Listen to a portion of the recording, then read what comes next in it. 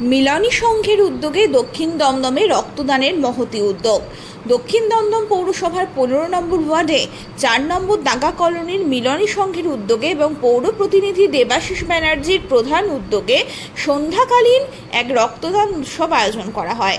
উৎসবে বিপুল সংখ্যক মানুষ উপস্থিত ছিলেন, যার মধ্যে উল্লেখযোগ্য ছিলেন 16 নম্বর ওয়ার্ডের পৌরমাতা ও পৌর প্রধান পরিষদ সদস্য মুনমুন চ্যাটার্জি, পৌর প্রতিনিধি রাজু সেন শর্মা, পৌরমাতা জয়ন্তী সাহা ও গোপা পাণ্ডে সহ আরও অনেকেই।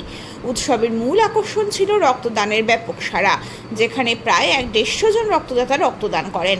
রক্তদান শিবিরের সমস্ত আয়োজন ও পরিচালনা করে লাইফ কেয়ার ব্লাড ব্যাংক। স্থানীয় বাসিন্দাদের মধ্যে রক্তদান নিয়ে ব্যাপক উদ্দীপনা দেখা যায়, যা পুরো অনুষ্ঠানকে প্রাণবন্ত করে তোলে। রক্তদান শিবিরটি দক্ষিণ দমদম অঞ্চলে একটি গুরুত্বপূর্ণ সমাজসেবামূলক কাজ হিসেবে সাড়া ফেলে এবং ভবিষ্যতেও এ ধরনের উদ্যোগ অব্যাহত থাকবে বলে আশা করা হচ্ছে। আমাদের দক্ষিণ দমদম পৌরসভা পৌরপ্রধান পরিষদ শ্রীমতী মুনমুন চট্টোপাধ্যায় মহাশয়া, শ্রী বরুণ নন্দী মহাশয়,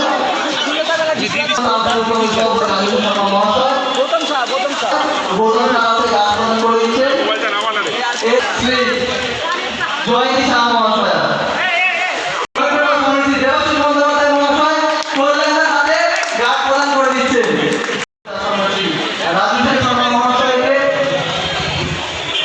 এরপর আমরা বরণ করে নেব দক্ষিণ দমদম পৌরসভার পৌরপ্রধান পরিষদ তথা 16 নম্বর ওয়ার্ড। এরপর আমরা বরণ করে নেব পুষ্পস্তবকে বরণ করে নেব 17 নম্বর ওয়ার্ডের পৌর প্রতিনিধি সন্ন্যাসী বরুণ নন্দী মহাশয়কে, এবং আমাদের 13 নম্বর ওয়ার্ডের পৌরমাতা শ্রীমতী কমলা সরকার মহাশয়কে পুষ্প এবং উত্তর দিয়ে বরণ করতে বলব।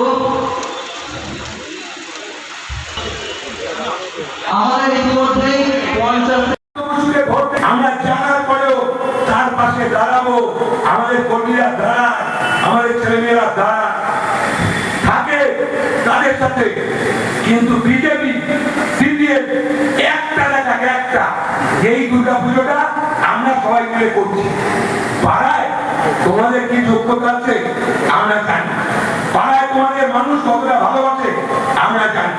তোমরা কৃষ্ণনগর থেকে অমুক জায়গা থেকে লোক এনে তোমাদের সেন্ট্রাল মিনিস্টার বক্তব্য রাখে। 200 লোক হয় না, 200 লোক হয় না সব জায়গা থেকে। আর আমাদের এখানে আমরা একটা বুথে একটা সামান্য কর্মী আমরা বক্তব্য রাখছি, এইখানে অন্তত 1000 লোক আছে।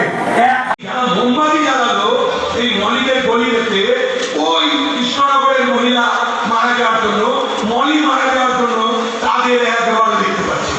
বিশ্বাস করুন, তারা বলছে মলি গেছে তাদের। আমি তো মলি না, কিন্তু ওরে ঠিক চিনতে পারতাছি না।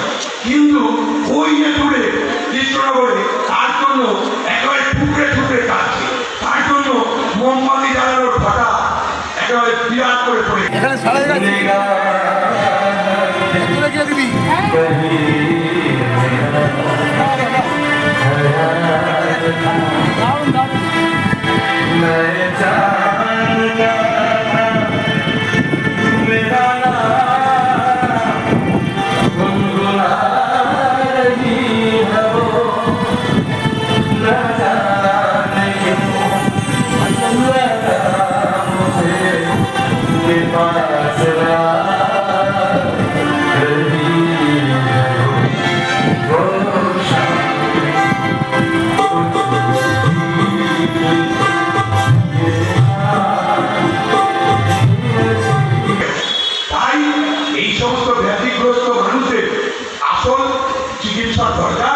মানসিক চিকিৎসা দরকার। ভালো ডাক্তারের সাথে কথা বলে এদের চিকিৎসার ব্যবস্থা করা এবং এদের নজরে রাখা, যাতে আরো গভীর ডিপ্রেশনে না চলে যায়, এদের নজরে রাখতে হবে। আমরা তো জানি, আমাদের কাছে লিস্ট আছে যে কারা কারা সেদিন গেছে, আমাদের কাছে লিস্ট আছে। সুতরাং সেই লিস্ট নিয়ে কাজকর্ম করা শুরু করে দিই। আমি রক্তদাতাদের প্রণাম জানাই, আপনাদের সকলকে প্রণাম জানাই। আজকে যারা উপস্থিত হয়েছে, জয়ন্তী, বুধলাল, বরুণ, রাজু, সকলকে শ্রদ্ধা ভালোবাসা জানাই যে তারা আমাদের এই ক্ষুদ্র একটা প্রচেষ্টা সেই কারণে এই ক্ষুদ্র প্রচেষ্টায় তারা সাড়া দিয়েছে। আরজিকর কাণ্ড নিয়ে যারাই এই প্রতিবাদে নেমেছে তার মধ্যে আমি 100%-এর কথা বলছি না, 90% লোক রাজনীতি করার জন্য নেমেছে। আমি 14 তারিখ রাত্রিবেলা রাত জেগেছিলাম, কেন প্রতিবারই যাই আমরা রাস্তায় ফ্ল্যাগ লাগাই, জাতীয় পতাকা উত্তোলনের জন্য আমরা জাগি। আমরা দেখেছি যে আমাদের এলাকার থেকে কারা এই রাত দখলের নামে গেছে ওই মহিলার বিচার চাওয়ার জন্য।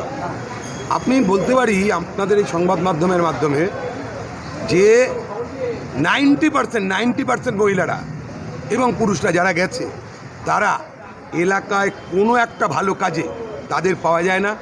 বাড়িতে ননদের সাথে ঝামেলা, বনে বনে ঝামেলা, মাকে খেতে দেয় না, এরকম ঘটনা, এরকম মানুষরাই আশেপাশের লোকের জন্য ওষুধ কিনে দেয় না, অ্যাম্বুলেন্স ডেকে দেয় না, রক্তদান শিবিরে থাকে না, কোনো বস্ত্রদানে থাকে না, কোনো সামাজিক অনুষ্ঠানে তাদের পাওয়া যায় না। বাড়ির লোকের সাথেই তাদের সম্পর্ক ভালো না। তারা যাচ্ছে ওই মহিলার জন্য বিচার চাইতে। বিচার কে না চায় বলুন? আমরাও চাই বিচার হোক, ব্রাত্য বসুরা চায়, সৌগত